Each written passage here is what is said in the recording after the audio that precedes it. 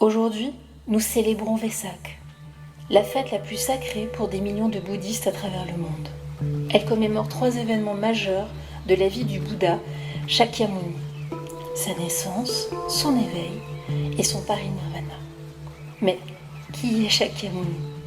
Il s'agit de Siddhartha Gautama, né au VIe siècle avant notre ère à Lumbini, dans l'ancien royaume de Kapilavastu, situé aujourd'hui au Népal. Issu d'une lignée royale, il renonça à sa vie de prince pour chercher la vérité au cœur de la souffrance. Après des années d'ascèse et de méditation, il atteignit l'éveil complet à Bodh Gaya, en Inde, et devint le Bouddha, celui qui s'est éveillé. Il transmit ensuite, pendant plus de 40 ans, l'enseignement du Dharma, la voie de libération.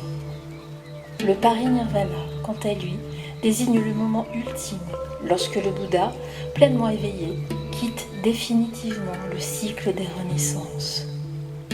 Ce n'est pas une mort ordinaire, mais l'extinction totale des voiles et des illusions. C'est la paix parfaite, au-delà du temps, au-delà du soi. Dans le bouddhisme tibétain, plusieurs lignées anciennes portent la transmission vivante du Dharma.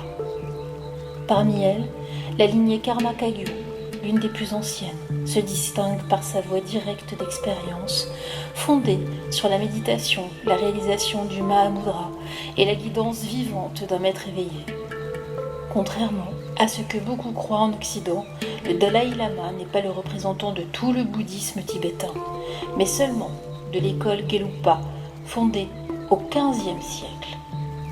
Cette lignée, historiquement liée au pouvoir politique, a parfois cherché à centraliser ou affaiblir les écoles plus anciennes, comme les Kagyu ou les Nyingma, notamment en restreignant certains accès à leurs maîtres et à leurs monastères. En ce jour de Vesak, dans la tradition Kagyu, on médite sur la vacuité et la clarté. On pratique le Tonglen. On récite les mantras avec ferveur. On fait des offrandes de lumière. Et surtout, on dédie tous les mérites à la libération de tous les êtres. L'éveil ne vient pas de l'extérieur. Il se révèle dans le silence, dans la présence, dans la confiance. Il est notre nature profonde, nue, libre et lumineuse. Puisse cette pleine lune vous rappeler notre vraie nature.